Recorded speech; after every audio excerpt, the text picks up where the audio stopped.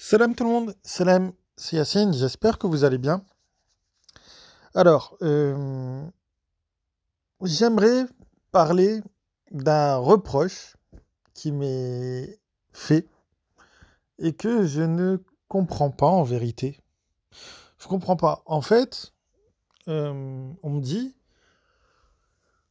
ouais Yacine, t'as la haine ou je sais pas quoi. Vous savez, l'argument émotif, oui Yacine, t'as la haine, t'as la haine, t'as la haine. Alors franchement, je sais même pas pourquoi on me dit ça. Euh, sur la chaîne, j'ai jamais tenu de propos haineux. Enfin, en tout cas, je pense. Je pense ne jamais avoir tenu de propos haineux. Et en plus de cela, mes propos, comment dire, je ne me place pas sous l'angle j'aime, j'aime pas. C'est pas mon propos. C'est pas j'aime quelque chose ou j'aime pas quelque chose, ou j'aime quelqu'un ou j'aime pas quelqu'un. C'est pas ça la question. La question qui est posée en tout cas sur cette chaîne YouTube, ça n'est pas j'aime, j'aime pas ou voilà. C'est pas ça. C'est pas ça. Qu'on soit bien clair, c'est pas ça. C'est pas une question de haine. Déjà, j'ai pas de haine. Déjà, je vois pas ce que la haine viendrait foutre là-dedans. La question qui est posée, c'est est-ce qu'on respecte le texte coranique? Est-ce qu'on respecte le texte coranique? Voilà. Quand je parle d'un sujet, c'est par rapport au texte coranique. Je regarde ce qui est fait, je regarde ce qui est pratiqué par rapport à ce que le texte coranique dit. Donc vous voyez, ça n'est pas une question de haine. Il n'y a pas de haine. Je n'ai pas à avoir de haine contre je sais pas qui. De toute façon, les gens, je les connais même pas. Je les connais pas. Donc c'est pas une question de haine. Il n'y a pas de haine. Je sais pas, la personne qui me dit ouais, mais tu dis ça parce que tu as la haine, je suis désolé. C'est parce que la personne, elle n'a pas d'argument.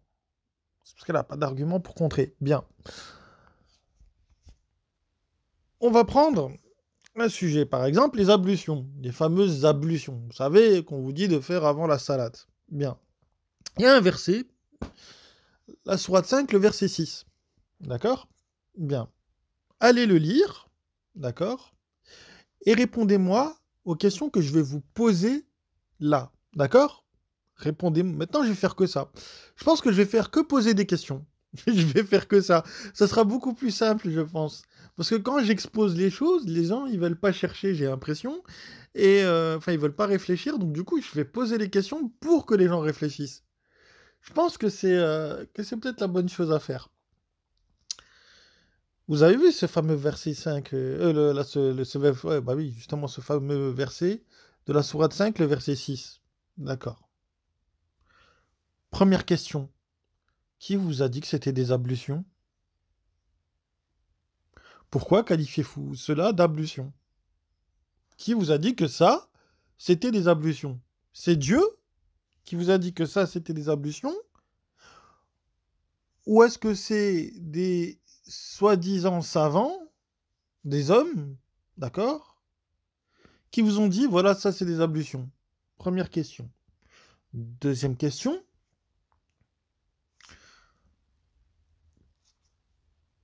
De quoi s'agit-il? De quoi on me parle là, dans le verset là? De quoi on me parle? Troisième question. Pourquoi on me dit Msih bi urosikum? Qu'est-ce que Msih et qu'est-ce que Rosikum veut dire? Bien. Est-ce que Msih, ça a un lien avec le mot Messie? Vous savez, le nom de Aïssa. Est-ce que, dans ce fameux verset, quand on me parle de main, etc., etc., etc., est-ce qu'on me parle réellement de main? Est-ce qu'on me parle réellement de main? Est-ce qu'on me parle réellement de pied? Ou est-ce que ce sont des choses qui sont symboliques et qui veulent dire quelque chose pour désigner peut-être un moyen de faire, une action à enclencher ou je ne sais quoi. Bien. L'eau dans le Coran. Qu'est-ce que l'eau dans le Coran? Parce que bizarrement, Allah nous dit qu'il a fait descendre le kitab et qu'il fait descendre l'eau du ciel. Est-ce qu'il y aurait un rapport? Bien. Vous voyez? Quand on lit un verset, moi c'est ce que je fais. Je note toutes les questions qui me passent par la tête sur le verset et je vais chercher les réponses dans le kitab. Je ne vais pas voir quelqu'un. Si Allah il a envoyé un livre, c'est pour qu'il soit utilisé. Vous voyez? Voilà. Donc il n'y a pas, vous voyez, dans les questions que je me pose, quand j'étudie un verset, il n'y a pas d'émotion, il n'y a pas d'émotivité, il n'y a pas, comme certains disent, oui, Yassine, la haine. C'est stupide comme réflexion. Oui, il dit ça parce qu'il a... Non, parce que j'ai étudié le verset et que je me suis posé plein de questions dessus. Par exemple, là, sur le verset des ablutions, enfin, que eux disent être des ablutions, qui, à mon avis, ne l'est absolument pas. J'ai pris absolument toutes les occurrences qu'il y a dans le verset, d'accord? Et j'ai regardé dans tous les versets où tous ces mots étaient utilisés pour voir ce que ça voulait dire, vers quoi ça m'emmenait. Voilà. Alors, hier, j'ai eu une petite conversation sur Skype avec, bon, on va le dire, c'est quelqu'un qui est d'obédience sunnite et qui fait apparemment des études islamiques. Bon, ok, d'accord. Et donc, je lui ai présenté ma façon de faire. Et donc, on parlait de ce fameux verset-là, de la sourate 5, le verset 6. Et donc, je lui ai dit comment, je lui ai conseillé de faire ce que je faisais, c'est-à-dire de prendre tous les mots qu'il y a dans le verset et de voir ce que ça voulait dire. De prendre toutes les occurrences, d'accord, avec toutes les variantes, d'accord. Par exemple, pour salat, salina, sali, etc. Bref, voilà. De faire absolument toutes les occurrences avec toutes leurs variantes, voilà. Et de venir après ensuite conclure, voilà, en disant ce qu'il pensait que ça voulait dire.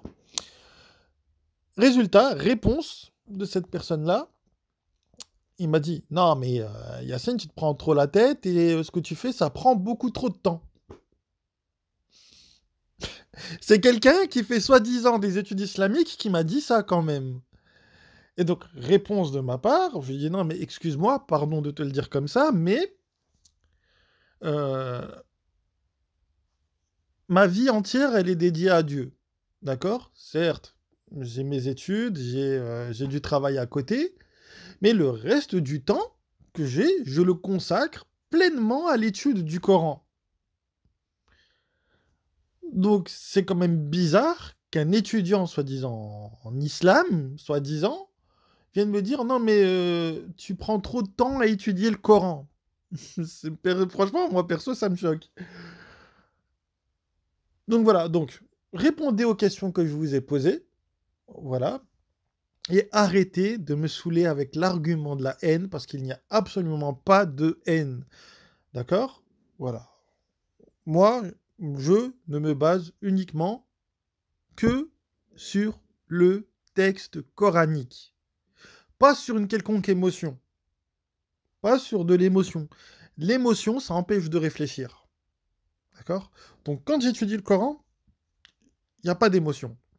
Le texte, le texte, le texte, le texte, rien que le texte. Et je réfléchis par le texte et avec le texte. Voilà. Les choses sont claires. Les choses sont absolument claires. Et c'est pour ça que je dis aux gens qui ne sont pas d'accord avec moi, vous m'envoyez un message dans l'onglet discussion, d'accord? Parce qu'il y a un onglet discussion, il est fait pour ça, c'est pour qu'on discute ensemble. Vous me mettez un message dans l'onglet discussion et on débat. Soit sur Discord, je vous envoie le lien Discord et vous venez sur le Discord et on débat. Ou alors, vous me dites, vous me donnez vos disponibilités, on fait un live et on débat devant tout le monde. Voilà. Sur ce, moi je vous passe le salam et je vous dis à une prochaine. Salam!